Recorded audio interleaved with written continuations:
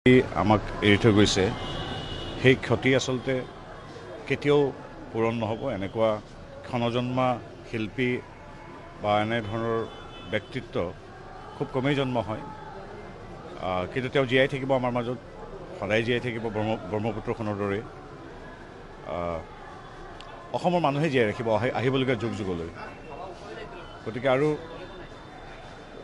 তেওঁৰ মৃত্যুটো এটা ৰহস্যৰ আৱৰ্তত আছে বুলি আমি সকলোৱে দেখিছোঁ, যিখিনি আৰু মুখ্যমন্ত্ৰী মহোদয়ৰ নিৰ্দেশত কেনেধৰণে SIT গঠন হৈছে, তেখেতৰ আহ্বানত ন্যায়িক আয়োগ গঠন কৰা হৈছে আৰু সংশ্লিষ্ট সকলো মানুহৰ লগত সোধপোছৰ পৰা আদি কৰি খুব প্ৰণালীবদ্ধভাৱে যিখিনি কাম কৰি আছে, এগৰাকী বন্ধু হিচাপে আমি অপেক্ষাত আছোঁ।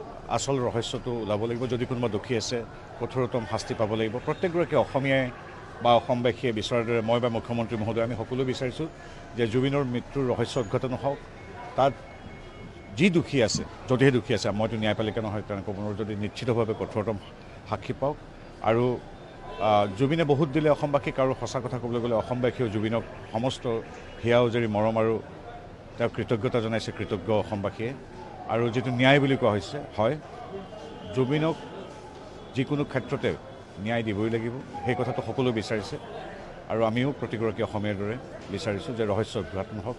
যদি দোষী আছে কঠোৰতম শাস্তি পাওক। মই এগৰাকী সতীৰ্থ হিচাপে নহয়, মই এগৰাকী অসমীয়া হিচাপে পুনৰ দোহাৰিব বিচাৰিছোঁ যে ডক্টৰ হিমন্ত বিশ্ব শৰ্মা, আমাৰ আৰক্ষী বিভাগ তথা ন্যায়পালিকাৰ ওপৰত মোৰ গভীৰ আস্থা আৰু বিশ্বাস আছে। সেই বিশ্বাসেৰে আমি অপেক্ষা কৰিছোঁ।